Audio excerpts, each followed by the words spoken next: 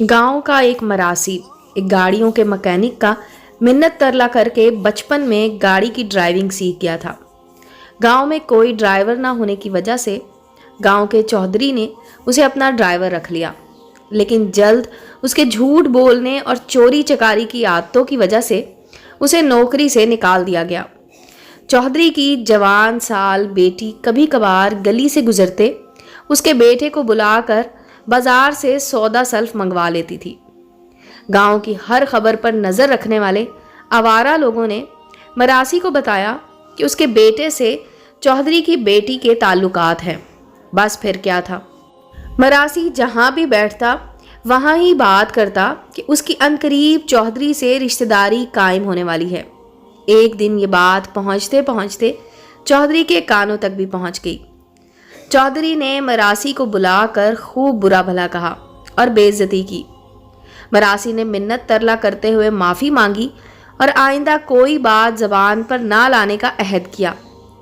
चौधरी ने अपनी बेटी को भी मरासी के बेटे से सौदा सल्फ मंगवाने से मना कर दिया। कुछ अरसा बाद चौधरी की बेटी की मंगनी किसी दूसरे गांव के चौधरी के बेटे से हो गई, लेकिन चंद माह बाद ही किसी वजह से ये रिश्ता ख़त्म हो गया। ये बात फैलते फैलते मरासी के कानों तक भी गई। मरासी ने उसे एक अच्छा मौका समझा।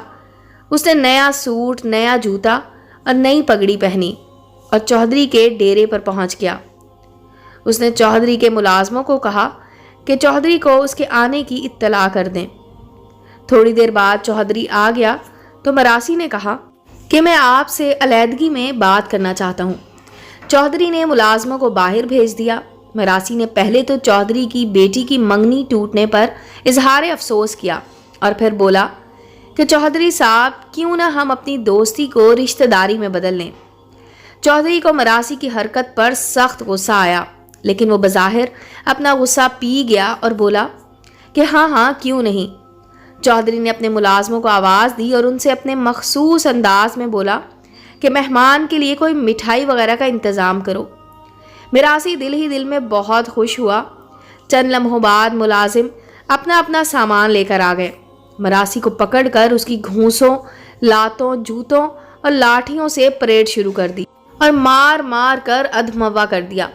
जब काफ़ी ठुकाई हो चुकी तो चौधरी ने अपने मुलाजमों को उसे छोड़ देने का हुक्म दिया और मरासी से बोला कि दफ़ा हो जाओ और दोबारा कभी इधर का रुख ना करना और ना कभी ऐसी बात ज़बान पर लाना।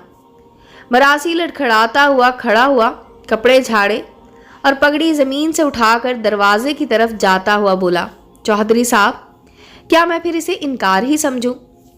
उम्मीद है दोस्तों स्टोरी अच्छी लगी होगी। चैनल को लाइक और सब्सक्राइब करें और बेल आइकॉन का बटन दबाना मत भूलें ताकि हर नए आने वाली स्टोरी का नोटिफिकेशन आपको मिल सके।